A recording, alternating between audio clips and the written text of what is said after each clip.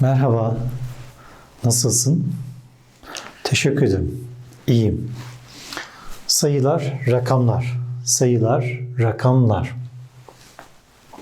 1, 2, 3, 4, 5, 6, 7, 8, 9, 10,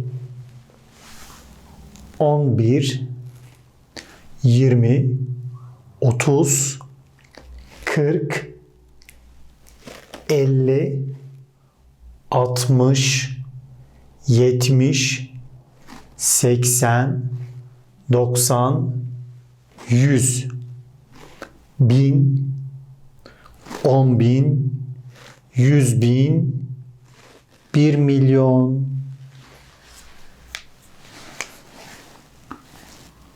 Diyalog.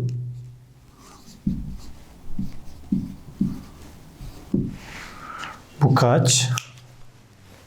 Bu kaç?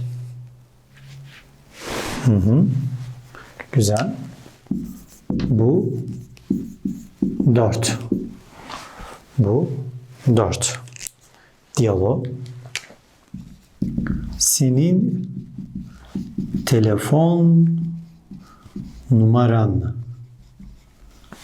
kaç? Senin telefon numaran kaç? Diyalog. Sen, ben, benim telefon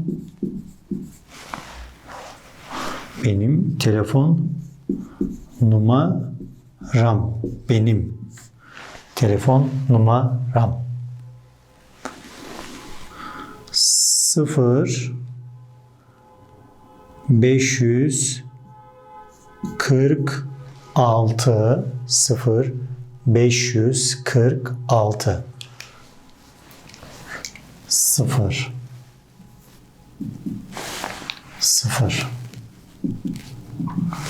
546 546 546 546 0 82 0 82 0 82 82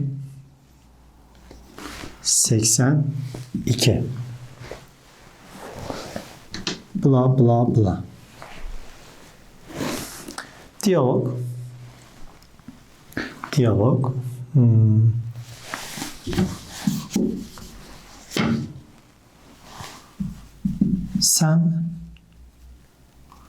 Sen kaç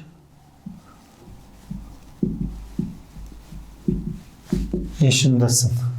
Sen kaç yaşındasın? Yaş. Ben 39 39 ben 39 yaşındayım. Ben 39 yaşındayım. Sen kaç yaşındasın? 33 28 14 kaç? Memnun oldum. Evet, sayılar, rakamlar. Kaç? Kaç?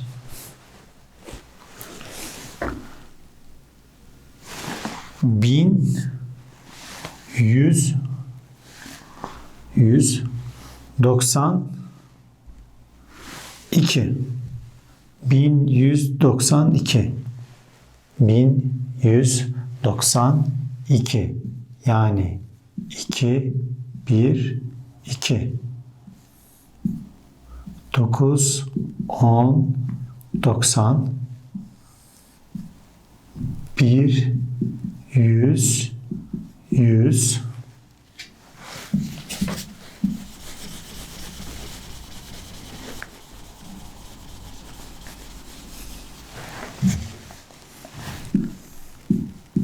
Bir, bin, bin, 1192.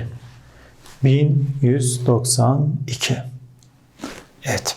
Hoşça kalın.